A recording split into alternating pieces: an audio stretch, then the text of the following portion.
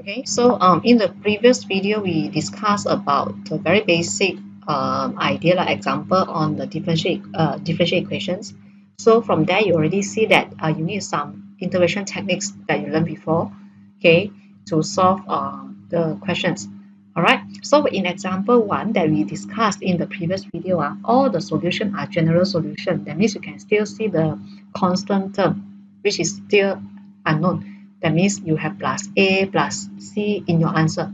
Okay, so now we are going to continue with example 2. So example 2, generally, this part you will get the particular solution already. Right, so I will tell you where is the particular solution. And then here, if you look at the question here, they request you to keep your answer y in terms of x. So which means in this example, you need to further simplify your answer until the form of y equals to something something x. All right. Okay. So let's have a look for part A. Okay. So if you look at part number A, okay, compared to example 1, you will see that they give you one piece of extra information here. They told you that when x equals to 0, y is equals to 1. All right, so this is some extra information given. So when they give you this extra information here, that means the final answer that you get, there will no plus A plus C whatsoever. You will get a value for the particular constant term. Okay. All right. So maybe we can start from here. Straight away start from part number A. Okay. So I'm having the question with 1 plus x squared and then dy dx. Then minus y plus 1x equals to 0. Okay, so first step, of course, you need to separate your variable. So before I can separate my variable, I need to move the minus term to the right hand side first, which is y, and then y plus 1x. Okay, then now I want to move all the x to the left hand side, and after that I want to move all the x to the right hand side, and I want to move all the y to the left hand side. Okay, so if I try to separate all the variable here, eventually I'm having 1 over y and then y plus 1 dy equals to x divided by 1 plus x squared dx. Okay, so this is what I have, and therefore I will want to integrate both sides. Okay, all right, so now how should I continue from here? If you look at the left hand side, generally you should know also you should do the partial fraction before you can continue with integration. So 1 over y and then y plus 1.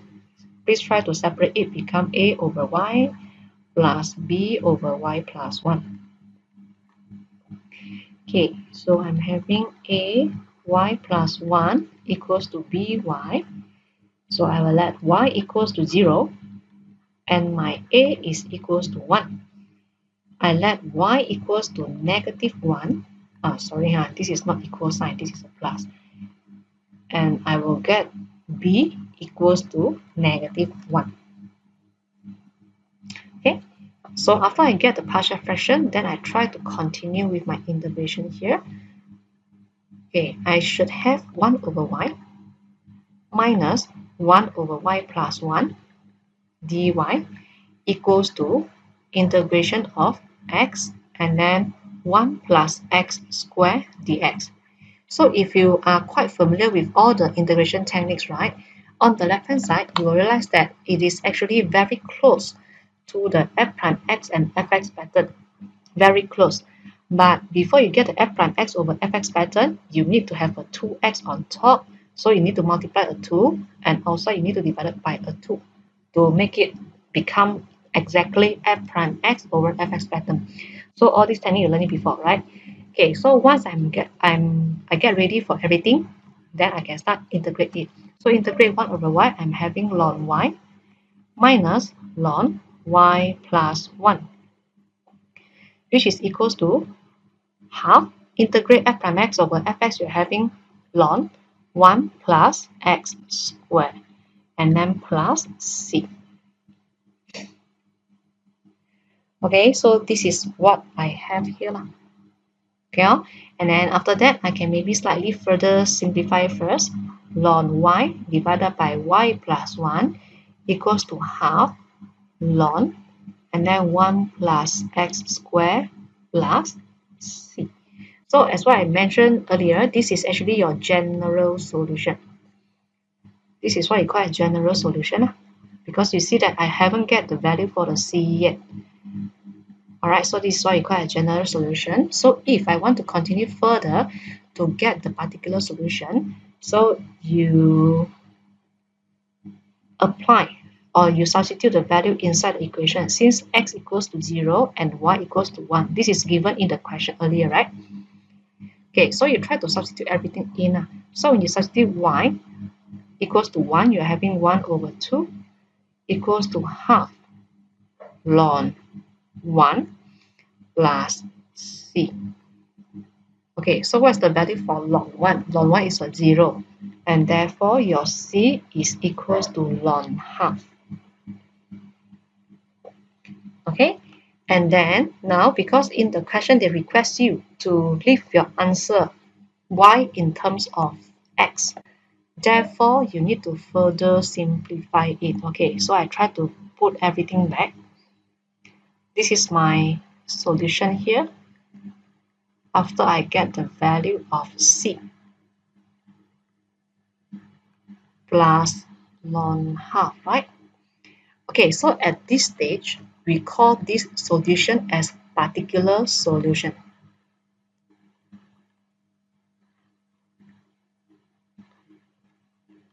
Okay, because you see that the value of c, you already get the value of c by substitute the initial value or the extra value information given in the question. Okay, so now what I need to do now is I need to try and simplify everything. Okay, so before I can simplify it, actually this part sometimes is not easy also, it might be a bit complicated.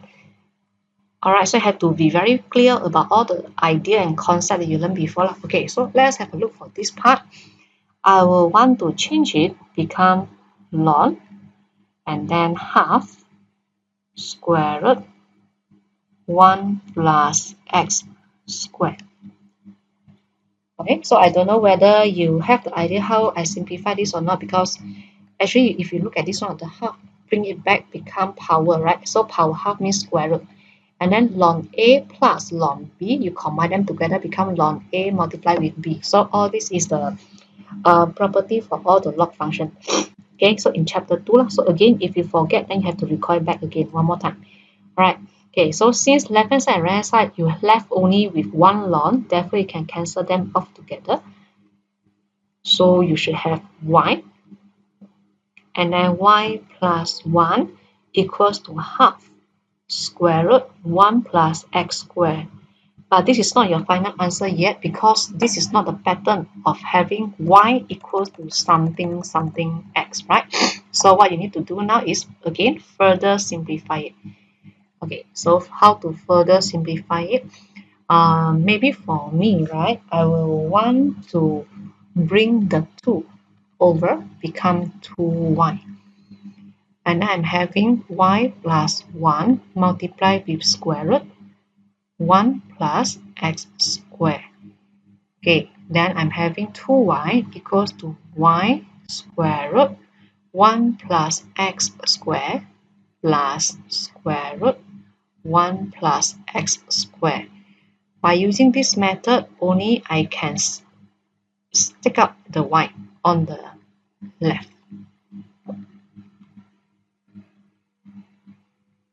Okay, so if I take out the y, then I'm having 2 minus square root 1 plus x squared equals to square root 1 plus x squared. And therefore, here you go, you get the answer that you want. So square root 1 plus x squared divided by 2 minus square root 1 plus x squared.